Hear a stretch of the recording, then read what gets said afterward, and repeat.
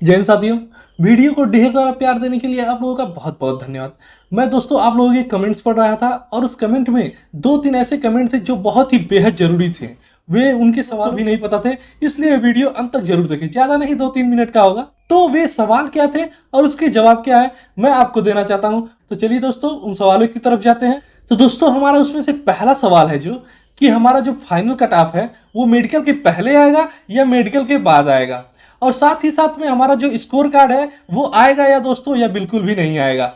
और हमारा दूसरा सवाल है दोस्तों आप अगर कट ऑफ पार भी कर लिए हो फिर भी आपका सिलेक्शन नहीं हो सकता है, वे कारण क्या है यो भी मैं आपको इस वीडियो के अंत तक पूरी तरह से बता दूंगा। तो चलते हैं हम पहले सवाल की तरफ। तो आ जाइए, इस स्लाइड को हम पढ़ते हैं और उसके बाद मैं आपको बताऊंगा कि ये क्या है। उत्तर प्रदेश पुलिस भर्ती एवं प्रोन्नति बोर्ड लखनऊ की जो नोटिफिकेशन आई थी उसके 4.4 प्रस्तर संख्या 4.4 चयन तथा अंतिम श्रेष्ठता सूची के आधार पर शारीरिक दक्षता परीक्षा में सफल पाए गए अभ्यर्थी में से उनके द्वारा प्रस्तर 4.4 के अधीन ऑनलाइन लिखित परीक्षा में प्राप्त प्रसामीकृत अंकों के आधार पर राज्य की आरक्षण नीति के दृष्टिगत रिक्तियों के सापेक्ष प्रत्येक श्रेणी के अभ्यर्थियों की श्रेष्ठता के क्रम के अनुसार सूची तैयार कर उसे संस्तुति सहित चिकित्सा परीक्षा चरित्र सत्यापन के अधीन विभागाध्यक्ष को प्रेषित की जाएगी और बोर्ड द्वारा कोई प्रतीक्षा सूची तैयार नहीं की जाएगी। यदि 2 या 2 से अधिक अभ्यर्थी समान अंक प्राप्त करते हैं तो श्रेष्ठता सूची या विनिश्चय निम्नलिखित प्रक्रिया के अनुसार की जाएगी।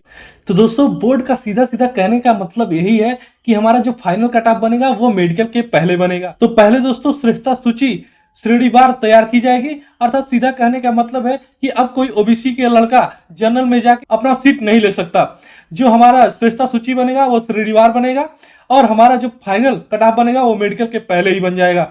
अब आते हैं हम दोस्तों दूसरे प्रश्न की तरफ, जो कि यह है कि दोस्तों हम किन कारणों से भी बाहर हो सकते हैं अपना फाइनल कट ऑफ पार करने के बावजूद।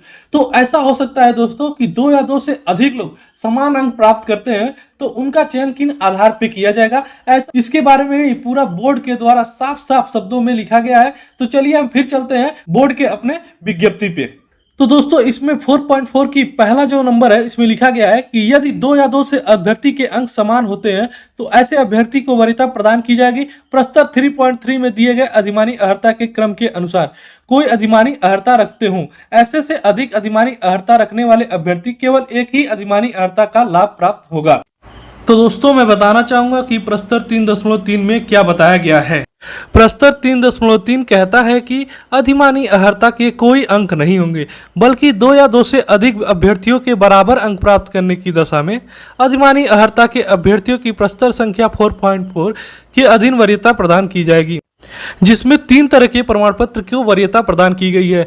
जिसमें पहला प्रमाण पत्र है डोएक का ओ लेवल का प्रमाण पत्र होना चाहिए। दूसरा है प्रादेशिक सेना या टेरिटोरियल आर्मी में 2 वर्ष की अवधि की सेवा प्रदान की गई हो। तीसरा है या तो उसके पास राष्ट्रीय कैडेट कोर का बी प्रमाण पत्र हो।